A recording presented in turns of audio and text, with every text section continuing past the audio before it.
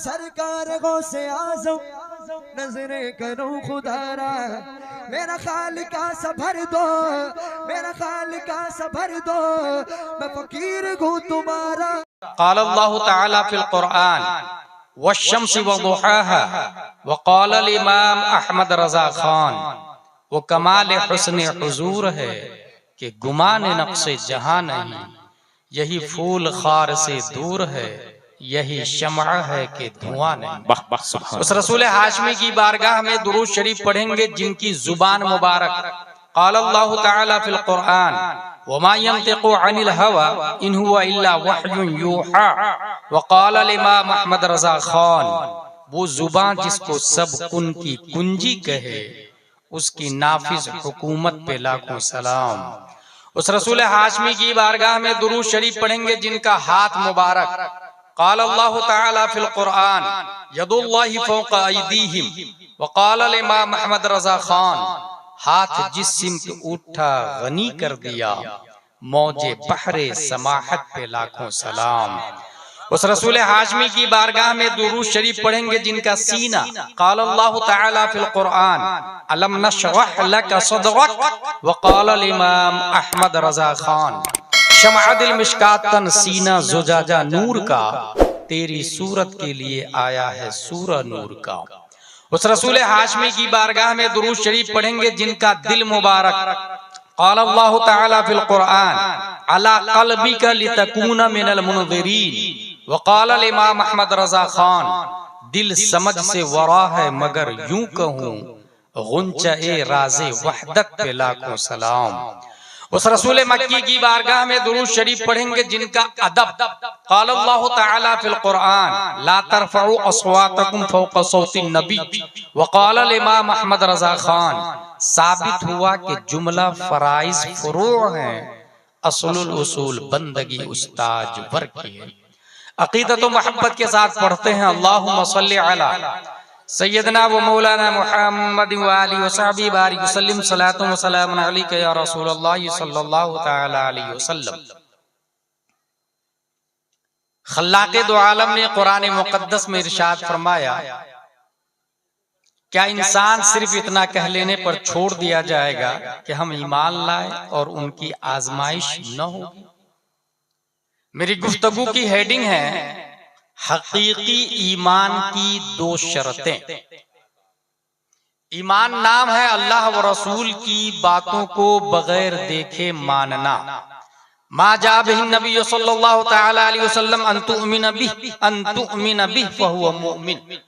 हुजूर सल्लल्लाहु तआला अलैहि वसल्लम की बात जो हुजूर लेकर के आए उसको मानना, ये ईमान है। मानने वाले को मोमिन कहा जाता है।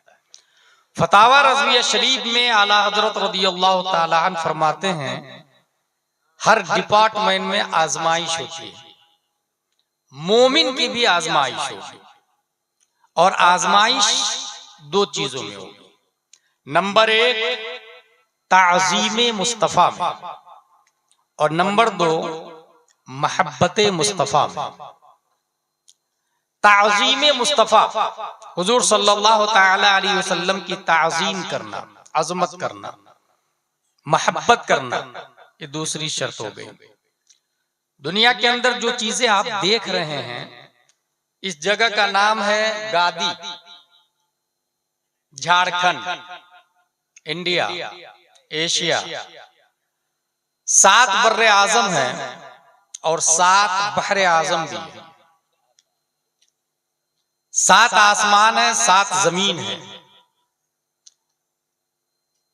क़ारात और मुहीक़ात में डिवाइडेड है।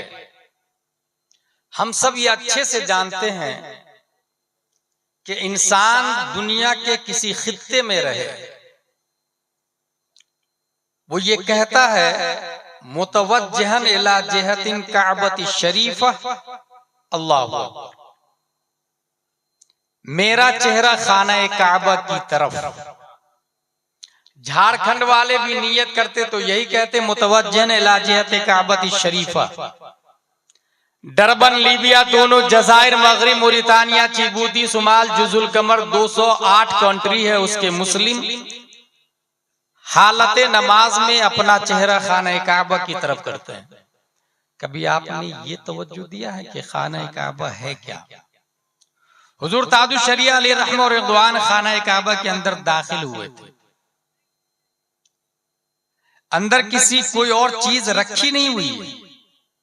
चार दीवारी के मजमुआ का नाम खाना काबा है। अगर आप हिस्ट्री में जाएंगे तो जिस तरीके से ये बदन देख रहे हैं, इस बदन में मेन पार्ट सीना है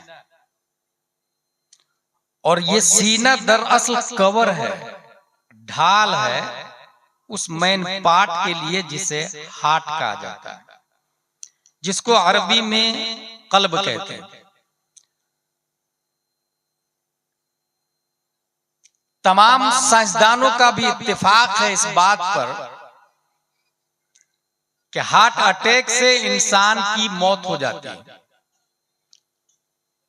1400 साल पहले हुजूर सल्लल्लाहु ताला अलैहि वसल्लम ने फरमाया, अला फिल जसद मुद्ग़ह इदा सलुहत सलुहल जसद कुल्लु व इदा फसदत फसदल जसद कुल्लु।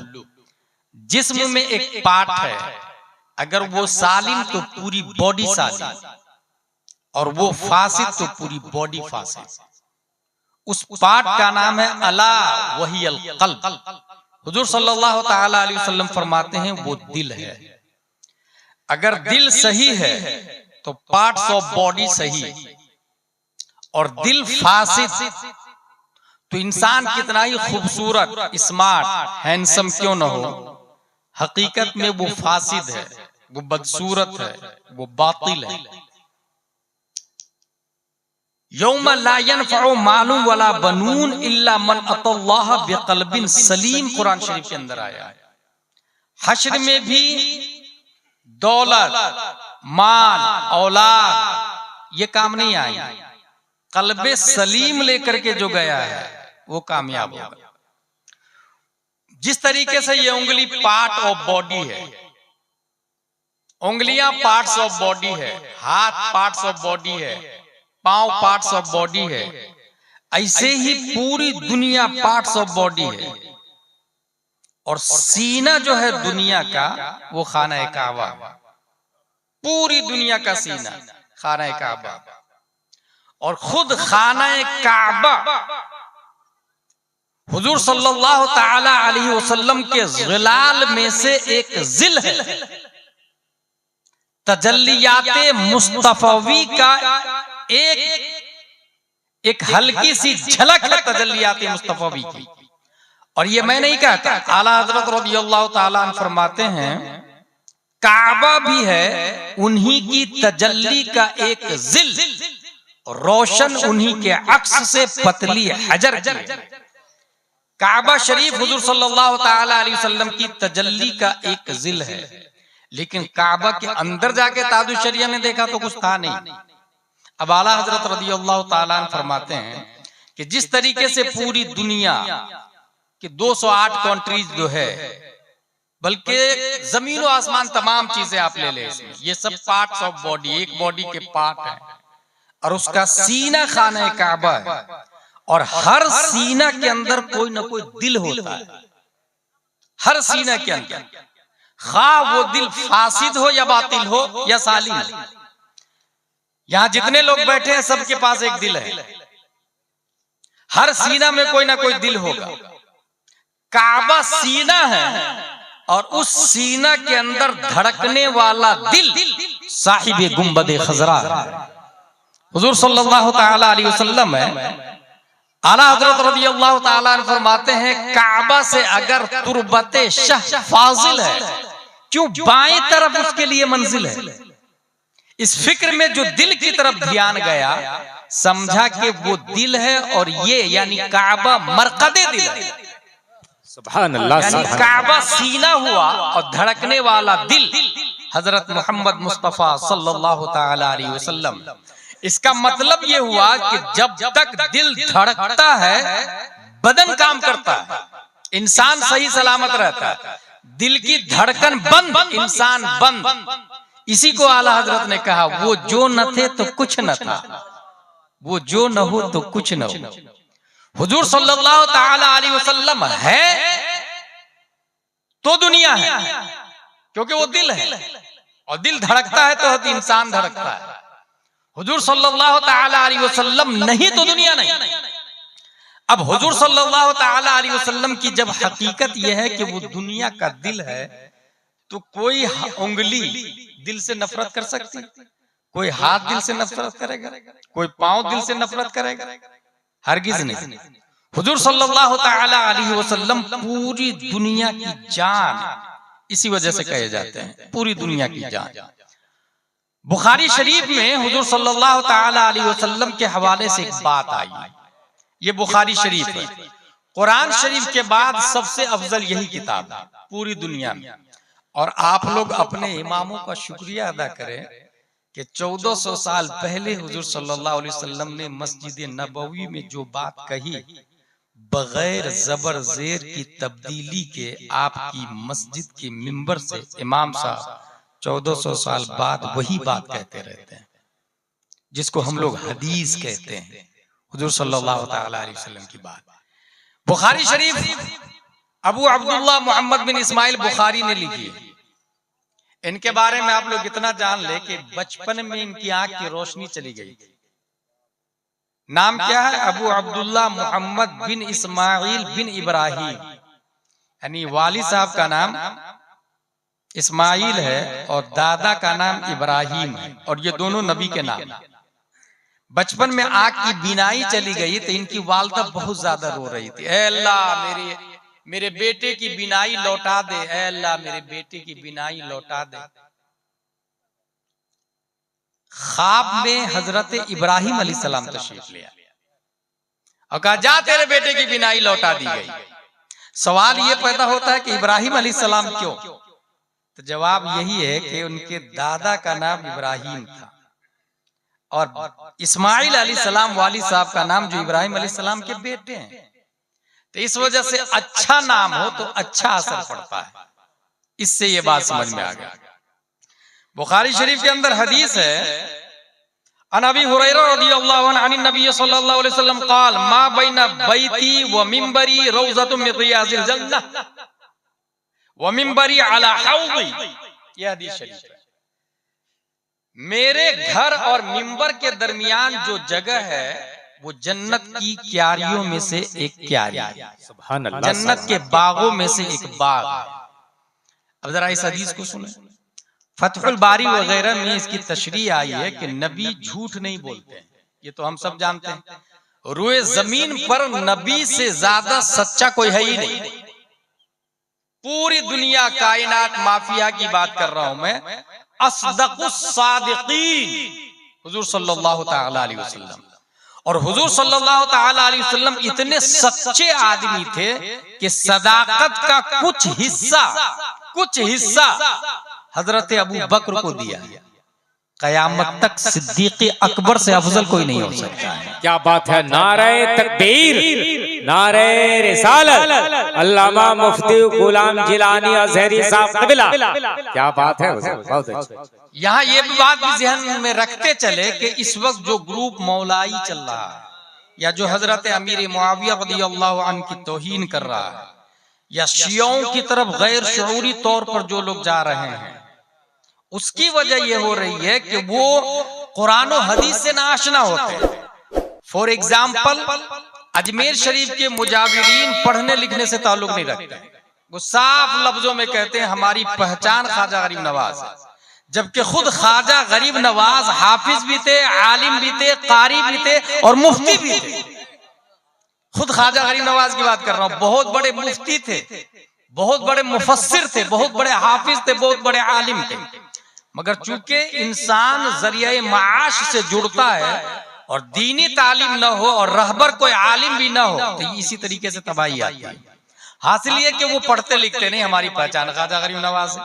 नतीजा में क्या होता है, शैतान उसे कभी राफजी की तरफ ले जाता, कभी शिया की तरफ ले जाता, कभी हजरत अमीर मुआविया की तौहीन करवाता, कभी ये कहता है कि सबसे अफजल हजरत अली रज़ियल्लाहु ताला, जबकि खुद हजरत अली कहते हैं हम में सबसे बहादुर और सबसे बड़े अल्लामा हजरत अबू बकर सिद्दीक रज़ियल्लाहु ताला अन्हु की जात है, सबसे अफजल। बल्कि रुए जमीन पर सूरज, आदम अलैहिस्सलाम के जमाने से बात कर रहा हूं मैं। आदम, हर नबी के सहाबी होते हैं शहनवाज भाई, हर नबी के सहाबी होते हैं, सिर्फ अपने लोग के नबी के सहाबी नहीं, हर नबी के सहाबी है। और हर नबी के सहाबा में हजरत अबू बकर से अफजल कोई नहीं। हर नबी के सहाबी की बात कर रहा हूं, किसी नबी के सहाबा में हजरत अबू बकर सिद्दीक रज़ियल्लाहु ताला अन्हु से अफजल कोई है ही नहीं। खुद हुजूर सल्लल्लाहु अलैहि वसल्लम ने अपनी मौजूदगी में नमाज, हुजूर की मौजूदगी में 17 नमाजें हजरत अबू बकर सिद्दीक रज़ियल्लाहु अन्हु ने पढ़ाई। 17 नमाजें हजरत अबू बकर सिद्दीक रज़ियल्लाहु ताला। ये एक अलग डिपार्टमेंट है। हासिल ये कि हजरत अमीर मुआविया रज़ियल्लाहु ताला अन्हु की तौहीन अगर कोई करता है तो वो ओरिजिनल सुन्नी नहीं है। और जो हजरत अली रज़ियल्लाहु ताला अन्हु को दूसरे सहाबा पर फौकियत देता है वो मौलाई और राफजी है। और खुद 50 से ज्यादा वजहों की बुनियाद पर आला हजरत रज़ियल्लाहु ताला अन्हु ने राफजी और शियाओं पर कुफ्र का फतवा लगाया है। फतावा रज़विया में 50 से ज्यादा वजहों की बुनियाद पर। इसलिए कायदा ये याद रखें, तमाम सहाबा जन्नती हैं और किसी सहाबा की तौहीन करना ये गुमराही है, किसी सहाबा की तौहीन करना। और हजरत अमीर मुआविया छोटे मोटे सहाबी नहीं है, बल्कि कुरान 14 सहाबा ने लिखा है, उसमें 7वें नंबर पर हजरत अमीर मुआविया रज़ियल्लाहु ताला अन्हु का नाम आता है। अब जो लोग अमीर मुआविया की तौहीन करते हैं, मैं उनसे कहूंगा दूसरा कुरान पढ़ो ना। हो सकता है सूरह फातिहा हजरत अमीर मुआविया ने लिखा हो सकता है सूरह बकरा हजरत अमीर मुआविया ने लिखा हो। इसलिए अहले सुन्नत व जमात का अकीदा है कि तमाम सहाबा जन्नती हैं और सबसे अफजल हजरत अबू बकर सिद्दीक रज़ियल्लाहु ताला अन्हु। हुजूर सल्लल्लाहु ताला अलैहि वसल्लम का रोजा शरीफ, जहां कब्र शरीफ है, ये कब्र शरीफ हजरत आयशा सिद्दीका रज़ियल्लाहु ताला अन्हा के हुजरा में बना है। और हुजूर सल्लल्लाहु ताला अलैहि वसल्लम जिस मिंबर पर खुतबा देते थे, मस्जिद नबवी का मिंबर, अब लफ्ज देखें, मा बैना बैती व मिंबरी, मेरे हुजरा और मिंबर के दरमियान जो जगह है वो जन्नत का एक हिस्सा है। रौज़तुम मिन रियाज़िल जन्नत, जन्नत के बागों में से एक बाग है। और नबी सच्चे हैं, नबी झूठ बोलते नहीं। अल्लाह तबारक व तआला ने नबी को मासूम बनाया, वो तमाम गुनाहों से पाक है, वो गुनाहगारों की रहबरी के लिए तशरीफ लाए। तो हुजूर सल्लल्लाहु ताला अलैहि वसल्लम तमाम गुनाहों से पाक। अब नबी का ये जो जुमला है कि ये जन्नत है, इसका क्या मतलब? ये काबिल गौर है। फतहुल बारी वगैरह ने इसके 3 मानी बयान किए हैं। पहला माना यह है कि ये जन्नत के बागों के मुशाबे, जन्नत के मुशाबे, जिस तरीके से इंसान जन्नत में जाके सुकून और हैप्पीनेस फील करेगा, ऐसे ही इंसान उस एरिया में पहुंच जाता है तो इत्मीनान हासिल होता है, तमानियत कल्ब हासिल होती है, सुकून हासिल होता है। पहला माना। दूसरा माना अल इबादत फी हाज़ल मकान सबबुन लिदुखुलिल जन्नह, इस वजह से इसको रौज़तुम मिन रियाज़िल जन्नत कहा गया है कि यहाँ पर नमाज पढ़ना, इबादत करना दुखूल जन्नत का सबब है। और सबब बोल के मुसब्बब मुराद लिया जाता है। लेकिन तीसरा माना जो है वो बहुत बेहतरीन माना है। और तीसरा माना क्या है वो सुने। अल-सालिस अन्नल बुक़अतल्लती बैनल मिंबर व बैतिन नबी सल्लल्लाहु अलैहि वसल्लम सतकूनु बिज़ातिहा फिल आखिरह मिन रियाज़िल जन्नह। तीसरा माना यह है कि वो एरिया आखिरत में बजाते खुद जन्नत का एक पार्ट बन जाएगा। वो जो मिंबर और हुजरा के दरमियान जो जगह है, हुजूर तफसीर तहकीक में ये आया कि वो एरिया आखिरत में खुद जन्नत का एक हिस्सा बन जाएगा। और ये काजी अयाज ने शिफा शरीफ के अंदर भी लिखा, इन्ना तिलकल बुक़अता बुक़अह कद यनक़िलुहा अल्लाह फतकूनु फिल जन्नह बिअयनिहा, बिअयनिही वो जगह जन्नत का एक हिस्सा बन जाएगा। अब इसका मतलब ये हुआ कि जिसको दुनिया में जन्नत देखना हो वो हुजूर सल्लल्लाहु ताला अलैहि वसल्लम का रोजा देख ले। इसका ये मतलब हुआ कि अल्लाह तबारक व तआला ने जन्नत का एक एरिया दुनिया ही में बनाया। अब यहां पर मैं ये कहना चाहता हूं कि जो इंसान उमरा पे जाके, मदीना शरीफ जाके, मक्का शरीफ जाके अगर सेल्फी ले रहा है तो इसका मतलब ये हुआ कि वो जन्नत में जाके अपनी सेल्फी ले रहा है। इसका मतलब ये हुआ कि उसे आखिरत की फिक्र नहीं, अल्लाह व रसूल की याद नहीं आ रही, वो अपनी शोबाजी और अय्याशी और गुनाह में मुब्तला। क्या मोहब्बत का ये तकाजा है कि जिसको शरीयत ने हराम कहा, इंसान नबी की बारगाह में जाके फिर वहां पर वो हराम काम करे? क्या आपको ये लगता है मोहब्बत का तकाजा? और इसमें अच्छे अच्छे शायर भी गिरफ्तार है, मौलाना भी गिरफ्तार है। अवाम तो कल अनआम है, ला याकिलून वला यशूरून। अब वो उम्रा करना क्या है पहले शरीयत में ये समझे आप। अगर हज की इस्तिताअत न हो, उम्रा की इस्तिताअत हो तो उम्रा करना सुन्नत है, ठीक है, उम्रा करना सुन्नत। अच्छा, एक उम्रा कर लिया, अब दोबारा जो जा रहा तो अब ये सुन्नत ही नहीं रहा, ये मुस्तहब में आ जाता है। लेकिन सेल्फी लेना हराम है, तो मुस्तहब को करने के लिए हराम काम करने जा रहा है, करने इत्याने मुस्तहब में इर्तिकाब हराम कर रहा है। बताइए इसको उम्रा कहा जाएगा? ये कितनी बड़ी धूल झोंकी जा रही है, या कितना इंसान दीन से दूर हो गया है कि वो मक्का शरीफ और मदीना शरीफ जहां सिर्फ अल्लाह व रसूल याद आता है, इंसान वहां जाके गुनाह कर रहा है, वहां जाके हरामकारी में मुब्तला हो गया, वहां जाके इंसान सेल्फी ले रहा है। और ऐसा भी नहीं, बल्कि शहनवाज भाई मैं एक पॉइंट की बात बताऊं, अगर इंसान, फुक़हा ने लिखा है कि खाने काबा की छत पर है तो किधर चेहरा करके नमाज पढ़ेगा? खाने काबा के नीचे तो खाने काबा की तरफ चेहरा करके नमाज पढ़ेगा, चारों तरफ से इंसान उधर ही चेहरा करके नमाज पढ़ता है, लेकिन खाने काबा के ऊपर है तो किधर चेहरा करके नमाज पढ़ेगा? अहले मोहब्बत ने लिखा है कि रोजा की तरफ चेहरा करके नमाज पढ़ेगा। अब जब अहले मोहब्बत ने ये लिखा, क्योंकि खाने काबा के काबा तो हुजूर सल्लल्लाहु अलैहि वसल्लम है, क्या आला हजरत ने ये नहीं कहा हाजियो आओ शहंशाह का रोजा देखो? काबा तो देख चुके, काबे का काबा देखे। नारे तकबीर, नारे रिसालत, मुफ्ती गुलाम जिलानी अज़हरी साहब क़िबला, नारे तकबीर, नारे रिसालत। क्या कहने हैं, बहुत। काबे का काबा जब गुंबदे खजरा है तो इंसान रोजे पर जाकर के रोजे की जाली को पीठ पीछे करता है, फिर सेल्फी लेता है, यानी जाली पीछे और वो सेल्फी ले रहा ताकि मेरा चेहरा भी जाली के साथ में आ जाए। अब सोचे कि अपनी पीठ रोजे की तरफ कर रहा और सेल्फी ले रहा और दुनिया को बता रहा, कितना बड़ा जुर्म हो रहा, समझ रहे हैं? यानी इंसान उम्र को किस माने में इस्तेमाल कर रहा? कहां गई मोहब्बत, कहां गया वो कलाम, हुजूर आपको देखना चाहता हूं।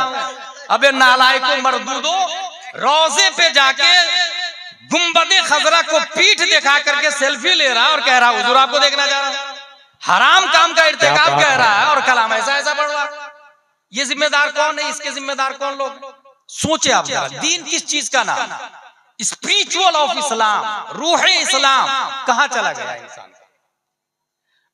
हजरत इब्ने उमर गालिबन रदियल्लाहु अन्हु, उनसे किसी ने कहा कि मुहरिम यानी हालत इहराम में मक्खी मार सकता है कि नहीं मार सकता? अगर मारेगा तो क्या हुक्म? जानते हैं उन्होंने क्या जवाब दिया? कत्ल हुसैन को कत्ल करने वाला मक्खी मारने का मसला पूछ रहा। कितनी बड़ी प्यारी बात बताई, कितनी बड़ी बात है। वहां इराक में इमाम हुसैन को कत्ल कर रहा और यहाँ पूछ रहा कि मक्खी मार सकते कि नहीं मार सकते? मारेंगे तो क्या हुक्म? यहाँ हजारों लोग को गुमराह किया जा रहा है मोहब्बत के नाम पर। मदीना शरीफ जाओ, रोजे शरीफ पे जाओ और खुद जाके सेल्फी ले रहा और हराम काम कर रहा हो। इमाम मालिक रज़ियल्लाहु ताला अन्हु मदीना शरीफ से जब कज़ाए हाजत के लिए निकलते तो वो धीरे धीरे कदम उठाते कि मेरा इंतकाल हो तो मदीना ही में इंतकाल, और कहीं मैं बाहर नहीं चला जाऊं। और जब कज़ाए हाजत से फारिग हो जाते तो स्पीड के साथ में मदीने में दाखिल हो जाते। कभी उन्होंने मदीने पे सवारी का इस्तेमाल नहीं किया। इमाम मालिक रज़ियल्लाहु ताला अन्हु ने मदीना शरीफ में सवारी का इस्तेमाल ही नहीं किया कि हो सकता है जहां पर नबी का कदम पड़ा हो मेरे सवारी के जानवर का कदम पड़े, मैं जिस पर सवार रहा हूं उस सवारी का कदम पड़ जाए नबी के कदम पर, ये मेरी गैरत गवारा नहीं करती। इसीलिए आला हजरत कहते हैं मदीने के खित्ते खुदा तुझको रखे। आला हजरत कहते हैं हरम की जमीन और कदम रख के चलना, ये तो सर से चलना चाहिए। यहाँ जिस जगह पे सर से चलना चाहिए वहां जाके सेल्फी ले रहा, वीडियो कॉलिंग कर रहा। इंसान को तो गुम हो जाना चाहिए नबी की मोहब्बत में, अपनी खुदी का पता ही नहीं रहना चाहिए। एक इंसान इश्क करता है तो ये कहता है ऐसा घुमा दे उनकी विला में खुदा हमें, ढूंढा करूं पर अपनी खबर को खबर न हो। और इंसान वहां जाके अय्याशी कर रहा है। अच्छा, शादियां भी वहां जाके लोग करने लग गए। सोचे आप, यकीनन हदीस शरीफ में इन्नमल अमालु बिन्नियात, अमल का दारो मदार नियत के ऊपर है, इसमें कोई दो राय नहीं है। मगर क्या ये औरतें जो यहाँ से उम्र वो शादी करने के लिए जा रही है, क्या वो सेल्फी नहीं ले रही? क्या वीडियोस नहीं बना रही? क्या वो शादी का एल्बम नहीं बना रही? अगर बना रही है तो इसके जिम्मेदार, ये हराम काम क्यों कर रहे हैं आप? मदीना शरीफ में जाके शादी करना न फर्ज है, न वाजिब है, न सुन्नत है, मगर वीडियो बनाना वहां जाके हराम नहीं, डबल हराम। हुजूर सल्लल्लाहु ताला अलैहि वसल्लम की मोहब्बत में आजमाइश होगी, ताजीम भी करनी होगी और मोहब्बत भी करनी होगी। और मोहब्बत का तकाजा यह है कि हर शय से ज्यादा मोहब्बत, मिन वालिदिही व वलदिही वन्नास अजमईन का लफ्ज आया, हर शय से ज्यादा मोहब्बत, तब जाके मोहब्बत का कमा हक़हू हक अदा होता है। हुजूर सल्लल्लाहु ताला अलैहि वसल्लम तशरीफ लाए, हमें दीन सिखाया, उनकी बातें सहाबाए किराम ने कोड किया, दूसरों को बताया, तीसरों को बताया, वाया वाया वाया वाया बात हम तक पहुंच चुकी है। आज आप जो देख रहे हैं, खुद अजमेर शरीफ को ले लें, वहां पे हमले की बात हो रही, केस चालू हो गया, क्या क्या निकाल दिया गया है। ऐसे में अगर रजा एकेडमी वाला हिम्मत करके एप्लीकेशन देता है तो क्या उस मर्द कलंदर को सलाम नहीं कहना चाहिए? क्या उनका साथ नहीं देना चाहिए? अपनी अपनी जिंदगी में मस्त है, हर शख्स सोच रहा है कि बेहतरीन कमाऊं, बेहतरीन खाऊं और बेहतरीन तरीके से सेटल हो जाऊं। ये बेहतर की परिभाषा जो है वही नहीं समझ में आता, बेहतर किसको कहते हैं। मैं एक आसान सवाल करूं आपसे कि कामयाब किसको कहते हैं?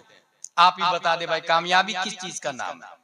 क्या 1 लाख हर महीने कमाना ये कामयाबी है? 4-5 मंजिला बिल्डिंग बना लेना ये कामयाबी है? 4-5 फॉर्च्यूनर खरीद लेना ये कामयाबी है? क्या बच्चों का वेल सेटल प्लाट और घर और खेत और बेहतरीन लोगों में रिश्ता कर देना ये कामयाबी है? और वो जो बेहतरीन जिसको आप समझ रहे हैं वो किसको कहा जाता है बेहतरीन? कभी इस पे गौर किया है हम लोगों ने? कभी इसके बारे में हमने सोचा? हुजूर सल्लल्लाहु ताला अलैहि वसल्लम को अल्लाह तबारक व तआला ने खजाने की चाबी दी। हुजूर सल्लल्लाहु ताला अलैहि वसल्लम मालिक कायनात है, पूरी दुनिया के मालिक है, ये हम सब जानते हैं। ये भी आपने सुना होगा अपने इमाम साहब से, अगर इमाम साहब की तकरीर सुनते हैं जुमा में तो। इसलिए मैं अक्सर जगह कहा करता हूं कि हमें लोग माकूल नजराना दे देते हैं 20,000, 30,000, 40,000 और उन खतीब को भी दे देते हैं जिनको उनकी तरकीब नहीं आती।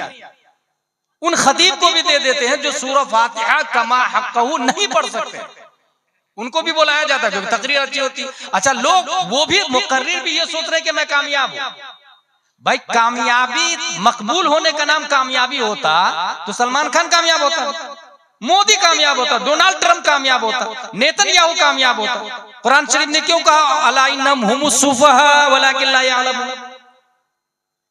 कुरान शरीफ ने क्यों कहा इन्नल इंसान लफी खुस्र, इंसान घाटे में है। कामयाबी मकबूल होने का नाम नहीं। जो खतीब मकबूल है और सोच रहे हैं कि मैं कामयाब हो गया, गलत। मकबूल होना कामयाबी होता तो दुनिया का फिरौन भी मकबूल होता। कामयाबी चीजें दिगर। हुजूर सल्लल्लाहु ताला अलैहि वसल्लम को मानना और फिर इम्तिहाने ईमान में कामयाबी के साथ मराहिल को तय कर लेना, ये कामयाबी है। पैसे होना ये कामयाबी नहीं है।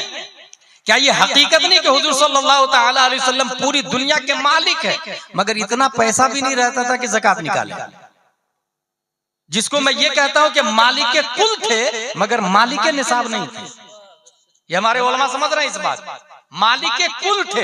अगर जमीन को कह देते सोना बन जा तो जमीन सोना बन जाती, आसमान को कह देते तू डायमंड बन के नीचे आ जा, तो जहां में उनकी चलती है वो दम में क्या से क्या करे, जमीन को आसमा कर दे, सुरैया को सरा कर दे, वो सब कुछ हो जाता। मगर उसके बावजूद ना नबी ने गुर्बत को पसंद फरमाया, मालिक निसाब न रहने को पसंद फरमाया है, ताकि 1400 साल के बाद में झारखंड का कोई आदमी अगर हलाल कमाई कमा करके गुर्बत की जिंदगी जीता है तो वो मायूस ना हो, वो मेरी सुन्नत पर अमल कर रहा है।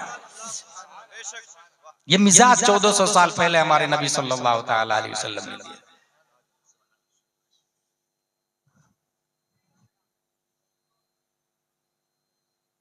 हुजूर सल्लल्लाहु तआला अलैहि वसल्लम की जिंदगी को देखे आप। अगर आज एक और बहुत बड़ी तबाही चल रही, कॉपी पेस्ट वाला खतीब चल रहा, यूट्यूब से तकरीर सुना और जाके दूसरी जगह बयान कर दिया। किसने कहा भाई तकरीर सुन के बयान करना जायज है? कहां लिखा हुआ है? सुनी हुई तकरीर को बयान करना जायज ही नहीं। मुताला करे, किताब से मुताला करे, किताब से मुताला करे। और दुनिया के सबसे बेहतरीन प्रोफेसर से जाके आप पूछे, बेहतरीन इंस्टीट्यूट के टीचर से जाके पूछे, कोचिंग सेंटर के सर से जाके पूछे, तो वो यही कहेंगे कि मैं जो पढ़ाता हूं उसे पढ़ के जाता हूं।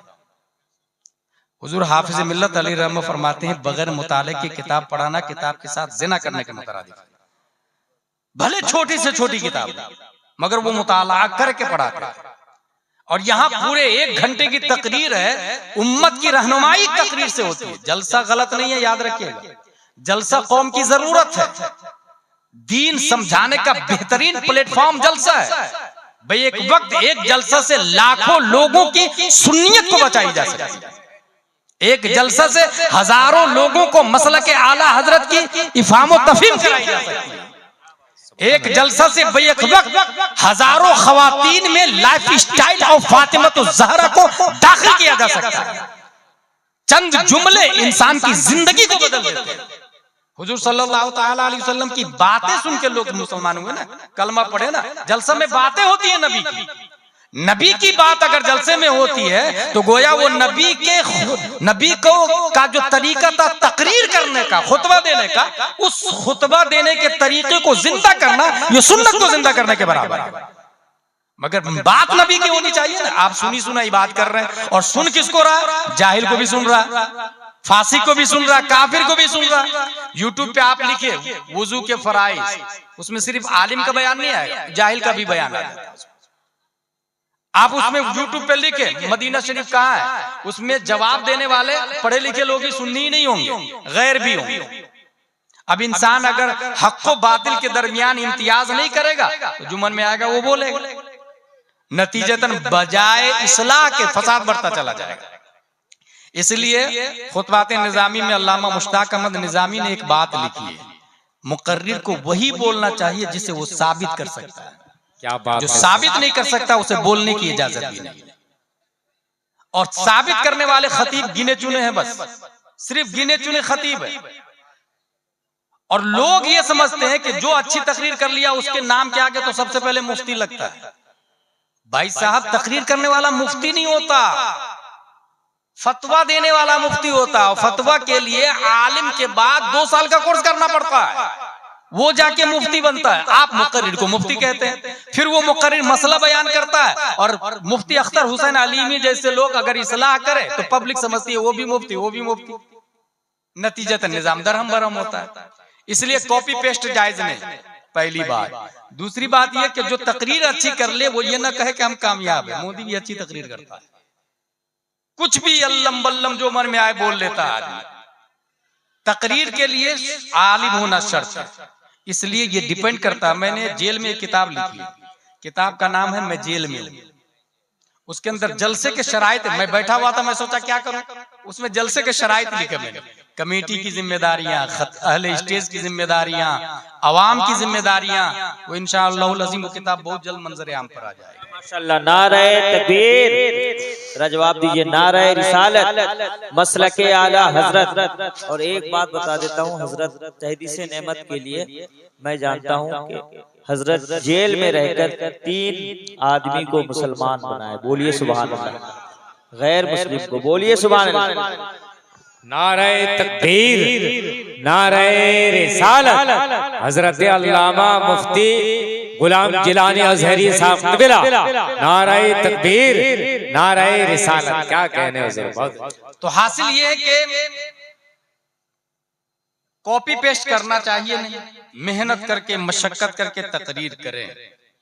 अच्छा, इमाम साहब की जो तकरीर होती है वो हम लोगों से बेहतर तकरीर होती है, हम लोगों से बेहतर तकरीर होती है इमाम साहब की। इमाम साहब मेहनत करके हर हफ्ते नई तकरीर करते हैं। आप लोग को एक और अच्छी बात बताऊं, जामे अजहर का नाम सुना है? पूरी दुनिया का सबसे बड़ा मदरसा है। वो कैसे बना? भाई साहब, जामे अजहर एक मस्जिद है, मस्जिद में इमाम साहब दर्स देते थे। दर्स बहुत अच्छा लगता था। सुनने वाले 4 लोग 5 लोग हैं, वो 5 जाके 10 को लेकर के आए, 10 20 को लेकर के आए। इस तरह दर्स, इमाम का दर्स मशहूर हुआ तो दूर से लोग आने लगे, तो उनके रहने के लिए हॉस्टल बनाया गया, वही जामियातुल अजहर बन गया। समझ में? जामिया अजहर इस तरह से बना है।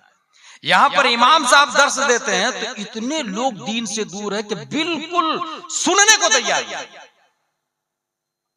अच्छा, अगर कोई बाबा आ जाए और ये कहे, मशहूर हो जाए कि वो बाबा पानी पे भी चलते हैं और हवा में भी उड़ते हैं, और मैंने देखा है कि वो पानी में आग लगा दी है, फिर देखे कितनी भीड़, पूरा झारखंड लाइन में लग जाता है, पूरा झारखंड लाइन में लगा हुआ, पानी में बाबा आग लगा दे। भाई साहब, पानी में आग लगाना करामत है ही नहीं। करामतुल वली अन यकून क़ौलुहु व फ़िअलुहु मुताबिक़न लिक़ौलिही व फ़िअलिही सल्लल्लाहु अलैहि वसल्लम। सबसे बड़ी करामत यह है कि उस वली की बात नबी की बात के मुताबिक हो और उसका काम नबी के काम के मुताबिक हो, यह सबसे बड़ा वली है। समझे कुछ आप लोग? अब अगर एक इंसान यहाँ पर एक बाल्टी पानी में आग लगा रहा और दूसरी तरफ एक इमाम साहब है जो वक्त पर नमाज पढ़ता है, ये बाल्टी में पानी में आग लगाने वाले के पास भीड़ रहेगी, उसके पास भीड़ नहीं रहेगी। यही क़यामत की निशानी है, यही तबाही का सबसे बड़ा राज है, यही बर्बादी का सबब है, और इसी को समझने की जरूरत है। यके बाद दीगर, 1 दिन 2 दिन 3 दिन, अगर आप 3 दिन तक आपकी दुकान नहीं चले, कुछ न कुछ तो मामला है। अचानक दुकान मेरी बंद हो गई, एक भी ग्राहक नहीं आ रहे, बाबा जरा देखिए तो क्या हो गया। बाबा ने देखा, आज मंगल है, उसका आदत निकाला, आपका आदत निकाला, माँ का आदत निकाला, गुणा किया, इंटू किया,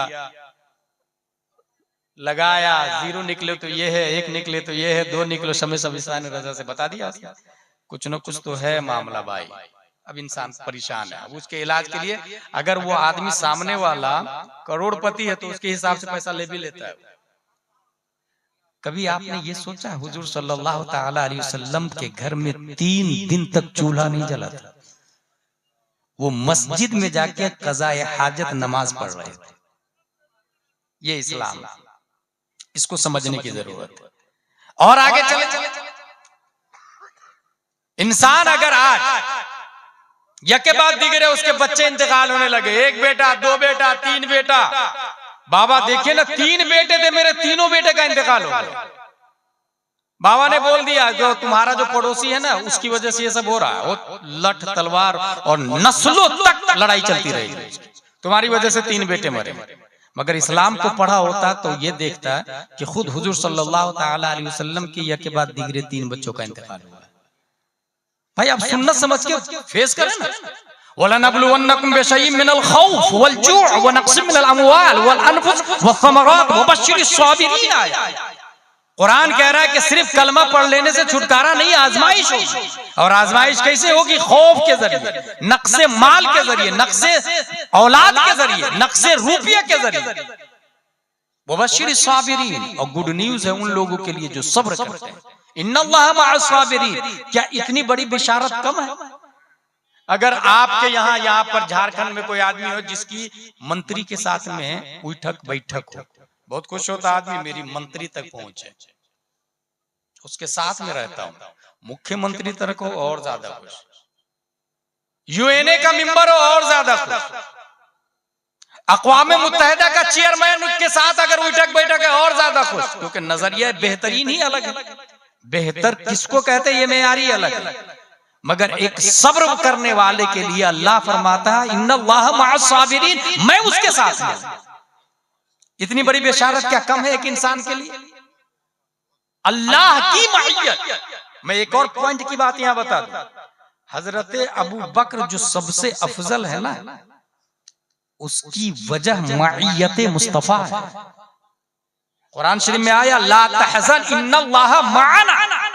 हजरत अबू बकर के बारे में हुजूर सल्लल्लाहु अलैहि वसल्लम फरमाते हैं ला तहज़न इन्नल्लाह मअना, गम ना खाएं, अल्लाह हमारे साथ है। मआना का लफ्ज और ना से मुराद हजरत अबू बकर और हजरत मोहम्मद सल्लल्लाहु अलैहि वसल्लम। तो हजरत अबू बकर जो सबसे अफजल हुए मईयत मुस्तफा की बुनियाद, खुद हुजूर सल्लल्लाहु ताला अलैहि वसल्लम तमाम नबियों में सबसे अफजल है मईयत इलाही की बुनियाद।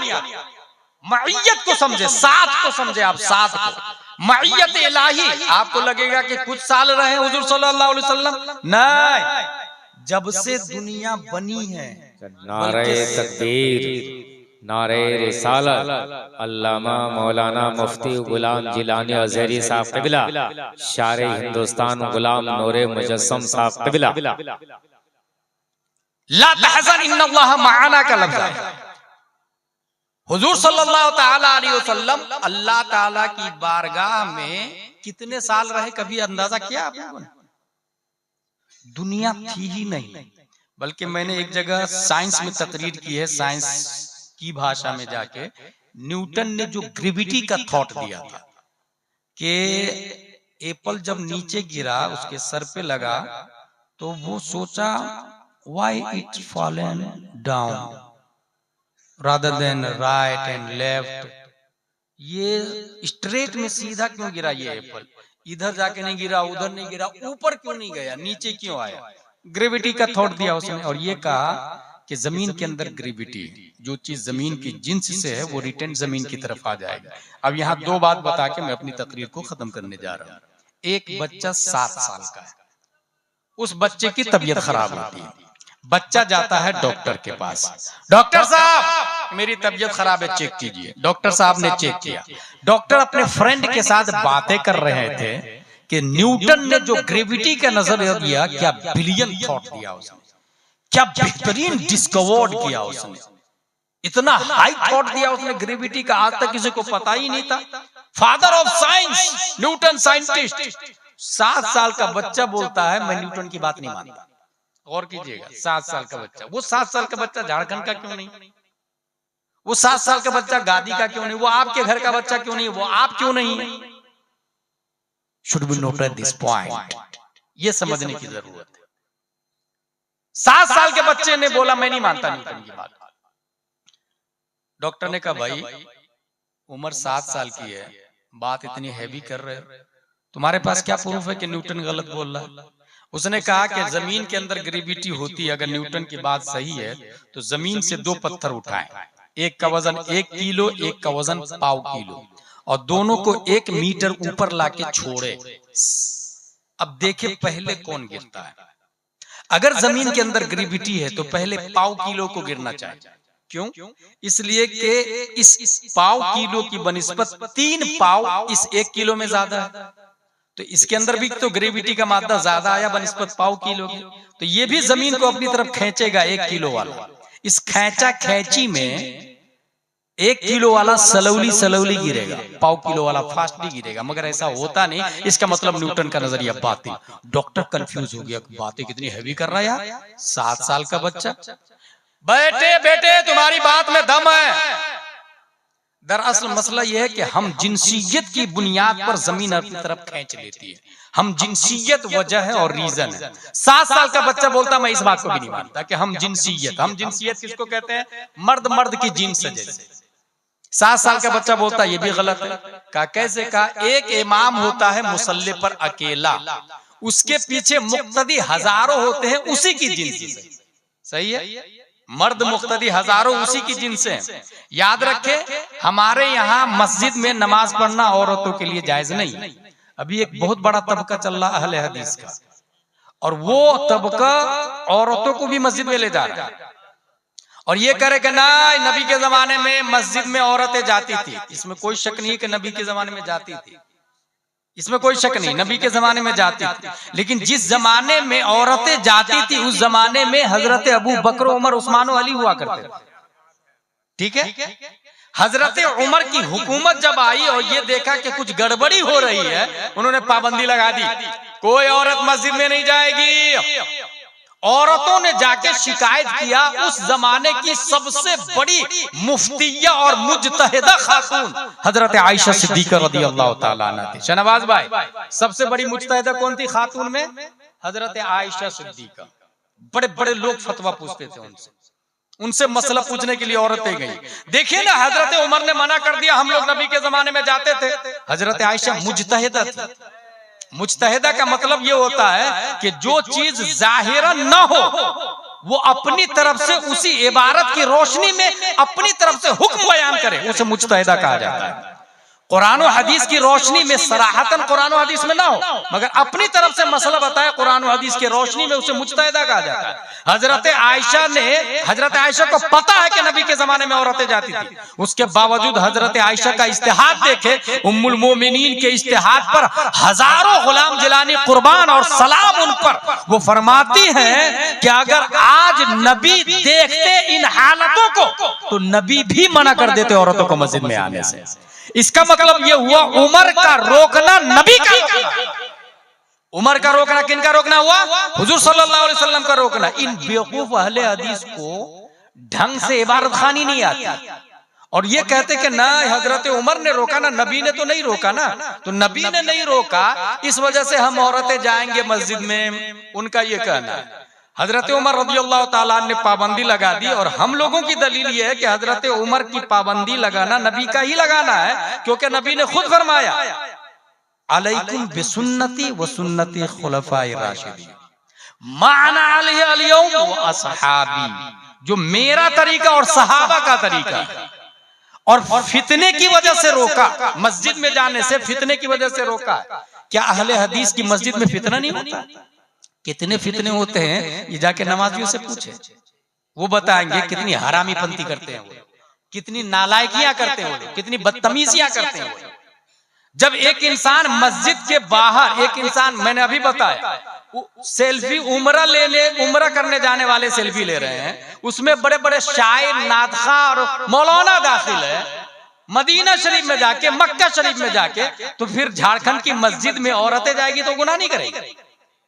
फितने की बुनियाद पर रोका गया, फितने की बुनियाद, मजार शरीफ पे जाने से रोक दिया गया। भाई मजार शरीफ पे भी जाना अलाउ नहीं है औरतों को। अब सोचे, हजरत उमर ने मस्जिद में जाने से रोक दिया, तो जो लोग अपनी औरतों को मजार पे ले जाते हैं, क्या वो सही काम करते हैं? इसलिए तबाही आती है, ये समझने की जरूरत है। बहुत शौक से हम अजमेर शरीफ जाते हैं, बीवी को ले जाके, बेटी को भी ले जाके, सब पूरी फैमिली के साथ अजमेर शरीफ।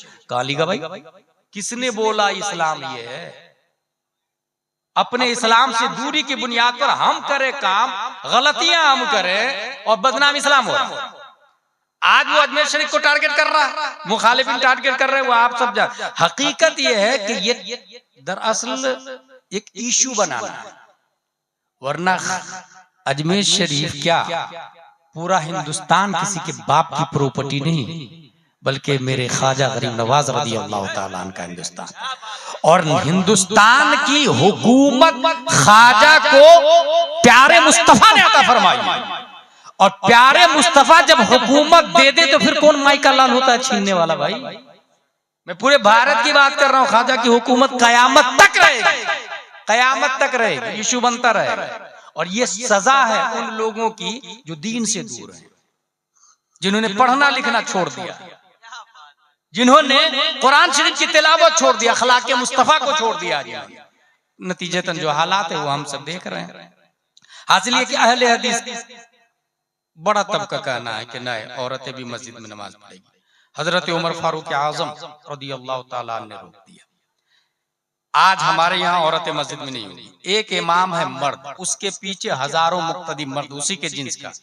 7 साल का बच्चा क्या कहता है कि अगर हम जिनसियत की बुनियाद पर जमीन खींच लेती है तो इमाम अकेला है मुसल्ले पर, उसको मुक्तदी में चिपक जाना चाहिए, मगर चिपकता नहीं है। इसका मतलब न्यूटन का नजरिया बात। डॉक्टर और घबरा गया कि भाई इतनी भारी दलील दे दिया यार इसने कि इमाम मुक्तदी में चिपक नहीं रहा, इसका मतलब न्यूटन का नजरिया बातिल कि हम जिनसियत की बुनियाद पर ग्रेविटी है। डॉक्टर बोला बेटे यहाँ भी तुम्हारी बात में दम है, इमाम चिपकना तो चाहता है मगर रूह चिपकने नहीं दे रही, रूह चिपकने नहीं दे रहे, रूह निकाल दो तो इमाम चिपक जाएगा मुक्तदी में। 7 साल का बच्चा बोलता है चलो रूह निकाल देते हैं, सामने नमाजे जनाजा में डेड बॉडी रखी हुई रहती है, वो डेड बॉडी और लाश आके मुक्तदियों में क्यों नहीं चिपकती है? ये इस बात की दलील है कि न्यूटन का नजरिया बातिल है। जब जनाजे की मिसाल पेश की 7 साल के बच्चे ने, डॉक्टर मबहूत हो गया, लाजवाब हो गया। दरअसल उस डॉक्टर को पता नहीं था ये 7 साल का बच्चा कोई और बच्चा नहीं, 10 शव्वाल 1272 हिजरी 14 जून 1856 ईस्वी में तसर्रुफात की करवटें लेता हुआ तमाम साइंसदानों का बाप बनाकर पैदा किया गया इमाम अहमद रजा खान, सुन्नियों की आन बान शान, आला हजरत रज़ियल्लाहु ताला अन्हु है। अल्लाह तबारक व तआला ने उनको मुजद्दिद बना के पैदा किया है, और जो मुजद्दिद होता है वो कमा हक़्क़हु नाइब अंबिया होता है, दौर के हर सवाल का जवाब देना होता है। इसलिए पैदाइश से लेकर इंतकाल तक न्यूटन आए उसका जवाब, आइंस्टाइन आए उसका जवाब, केपलर आए उसका जवाब, ज़रकाली आए उसका जवाब, बैरिस्टर आए उसका जवाब, मैथमेटिक्स उसका जवाब, वहाबिया उसका जवाब, दयाबना उसका जवाब, अहले हदीस उसका जवाब। बल्कि जो किताबें लिखी है मेरे रज़ा ने, कयामत तक हर फिरक़े बातिल के ताबूत पे आखिरी कील ठोकने के लिए फतावा रज़विया काफी। नारे तकबीर, नारे रिसालत, मसलक आला हजरत मुफ्ती गुलाम जिलानी अज़हरी साहब क़िबला, नारे तकबीर, नारे रिसालत। बहुत मेरे भाई,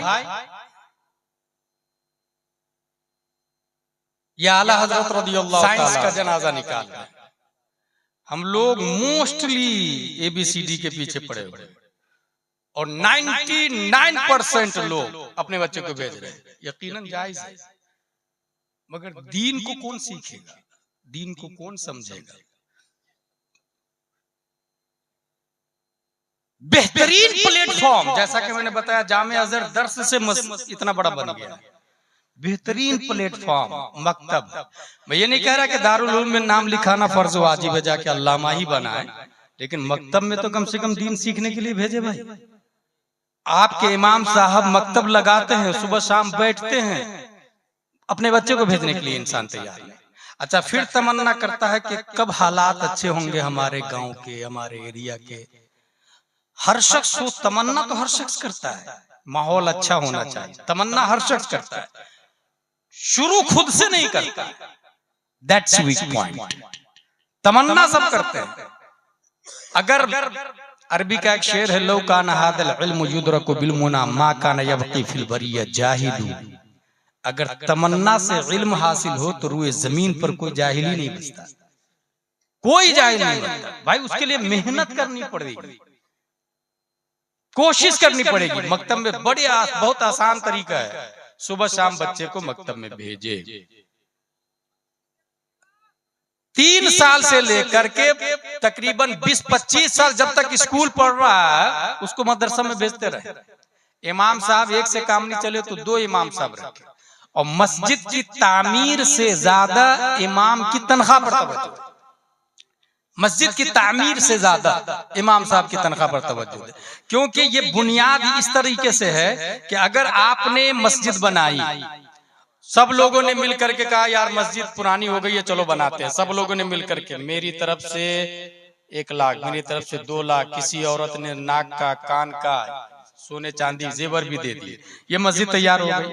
अब ईमानदारी से आप बताएं कि आप जाके मस्जिद में पूछें, मस्जिद की दीवार से कि सुलह कुल्ली और सुन्नी में क्या फर्क है, मस्जिद की दीवार बताएगी? मस्जिद के पंखा से, AC से जाके पूछे, AC साहब आप तो 50,000 के हैं, आप बताइए ना इस्लाम की बुनियाद कितनी चीजों पर है? वो AC बताएगी। इस्लाम की बुनियाद 5 चीजों पर है, तौहीद, नमाज, रोजा, ज़कात, हज।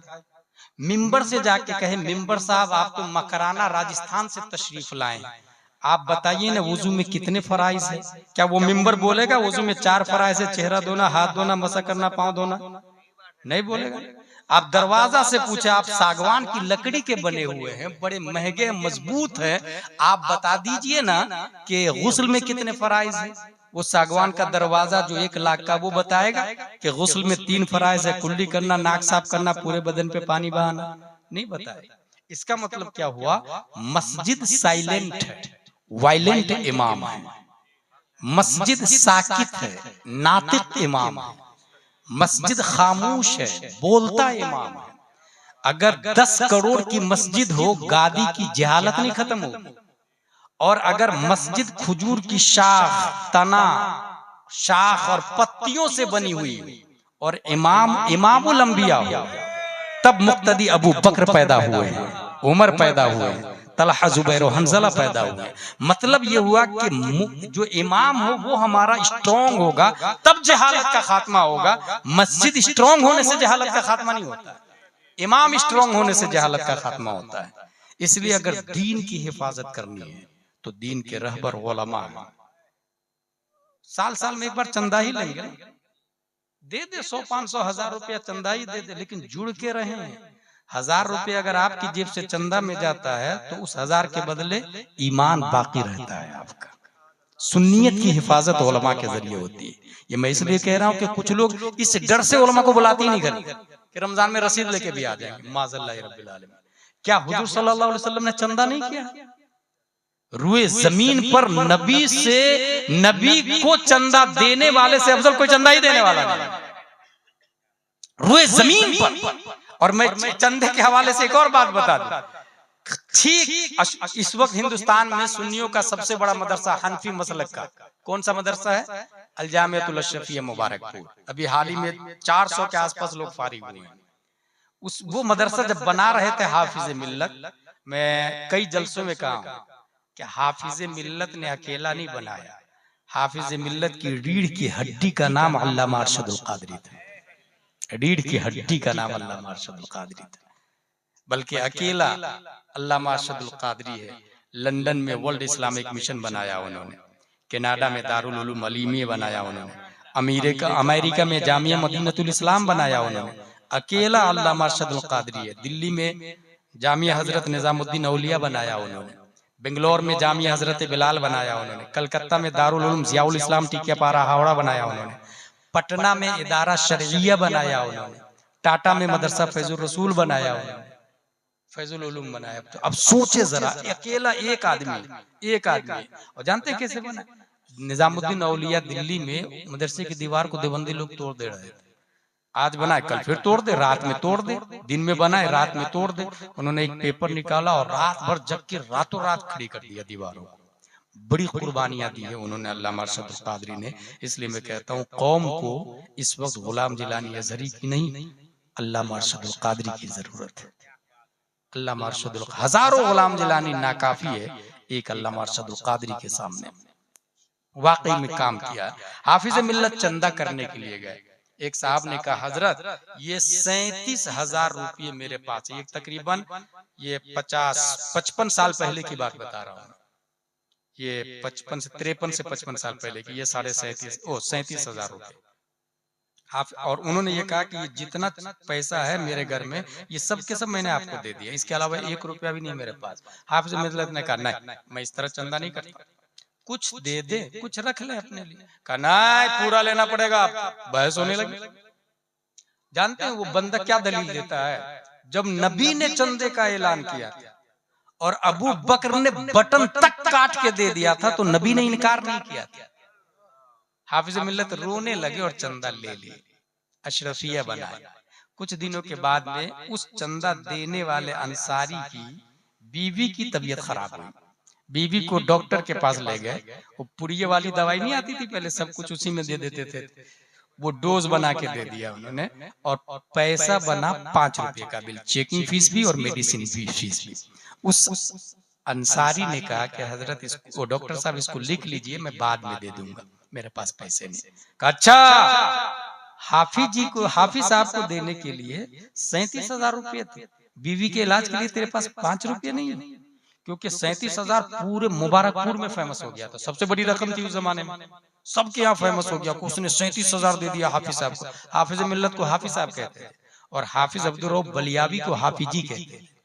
हाफिज अब्दुल रऊफ बलियावी वही है जिन्होंने फतावा रज़विया को इस शक्ल में लाया। जिस लफ्ज को दीमक खा गया था, हुजूर अल्लामा अब्दुल रऊफ बलियावी उसको अपने दिमाग से लिखे, इस यकीन के साथ कि आला हजरत ने यही लिखा होगा। कई पेपर दीमक खा गए थे ना। अब सोचे अपनी तरफ से कलेमा बढ़ाना, आला हजरत का कलेमा बढ़ाना कितना भारी काम होगा, कुछ सोच सकते हैं? ये हमारे उलमा जानते हैं जो मैं बोल रहा हूँ इसकी कदर और कीमत क्या है। हाफिज अब्दुल रऊफ बलियावी के बारे में आया कि अगर लेबोरेटरी में डाल दिया जाता तो वो हेलीकॉप्टर बना डालते, इतने जीनियस आदमी थे। मगर पूरी जिंदगी अशरफिया और फतावा रज़विया में दे दी उन्होंने। और आज लोग जानते भी नहीं कि कौन है हाफिज अब्दुल रऊफ बलियावी साहब। कोई फातिहा कराने वाला नहीं, और खतीबों के आगे मुफ्ती लिखने वाला, मुनाजिर लिखने वाला, न जाने वो 50,000।